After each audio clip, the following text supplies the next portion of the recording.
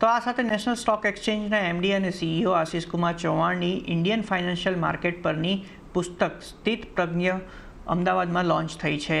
આ પ્રસંગે તેમની સાથે સહયોગી નીરજ કંસારાએ એનએસસીના આઈપીઓ અને સાથે સાથે એક્સપાયરીના નિયમ પર વાતચીત કરી। આવો જોઈએ। एमडी અને સીઈઓ આશિષ કુમાર ચૌહાણ સર આપણી સાથે જોડાયા છે। આશિષ સર, સૌથી પહેલાં તો કોંગ્રેચ્યુલેશન, આપના જીવન પર બુક આવી છે।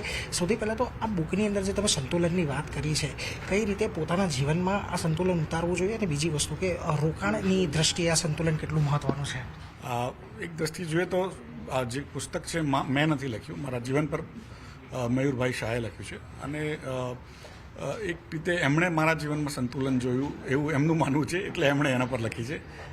અને સ્વાભાવિક જીવનમાં સંતુલન હોય તો તમે સારું સંયમી જીવન જીવી શકો, અને જે ભગવાન બુદ્ધે કીધું છે ડિઝાયરલેસ થવાનું, કે ભગવાન કૃષ્ણે કીધું છે કે ભાઈ ફળની આશા નહીં રાખવી, તો જ તમારામાં સંતુલન બને। તો સ્વાભાવિક જે મનુષ્યનું જીવન છે એ ફળની આશામાં જ ચાલતું હોય છે, ખાસ કરીને નિવેશક માટે। તો નિવેશકને ફળની આશા હોવી જ જોઈએ, અને હોય જ છે, પણ લાંબી અવધિ માટે આપણે નિવેશ કરીએ અને અભ્યાસ કરીને કરીએ તો આપણને સારું વળતર મળે એવું મારું માનવું છે।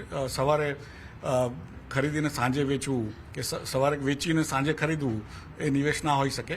અને ભલે ટેલિવિઝન આપણને કહેતું હોય કે ટિપ્સ બધી આવતી હોય, પણ એમાં ધ્યાન આપવું નહીં અને એન્ટરટેનમેન્ટ તરીકે લેવું।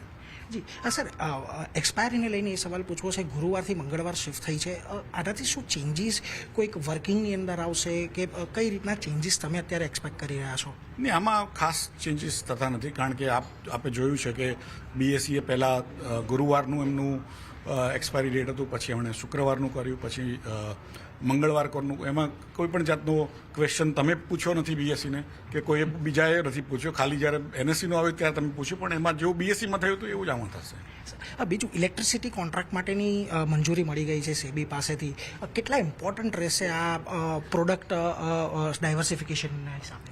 એક ઇલેક્ટ્રિસિટી ફ્યુચર્સ એ એક સ્વાભાવિક છે કે જે પ્રોડ્યુસર્સ હોય, ડિસ્ટ્રીબ્યુટર્સ હોય અને જે ટ્રેડર્સ હોય ઇલેક્ટ્રિસિટીના, એમને માટે વધારે ફાયદામંદ રહેશે। પણ સ્વાભાવિક છે કે ઇન્ડસ્ટ્રીઝ છે કે ઇવન હાઉસહોલ્ડ્સ, બધાને ઇલેક્ટ્રિસિટી ઉપર એક એક્સપોઝર તો હોય જ છે, પણ એક શરૂઆત છે।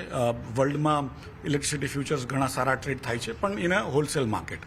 અહીંયા આપણું છે એ રિટેલ માર્કેટ છે, પણ આના માટે આપણે એક હોલસેલ માર્કેટ વિકસાવી રહ્યા છીએ, જેના પર આપણને હવે પરમિશન મળી છે। આવતા થોડાક મહિનામાં આપણે એને શરૂ કરવાનો રજૂઆત કરી છે। છેલ્લે સર, આઈપીઓની કોઈ ટાઈમલાઈન અત્યારે તમે ડિસાઇડ કરી છે? તમારો કયો ટાર્ગેટ, તમે શું લઈને ચાલી રહ્યા છો?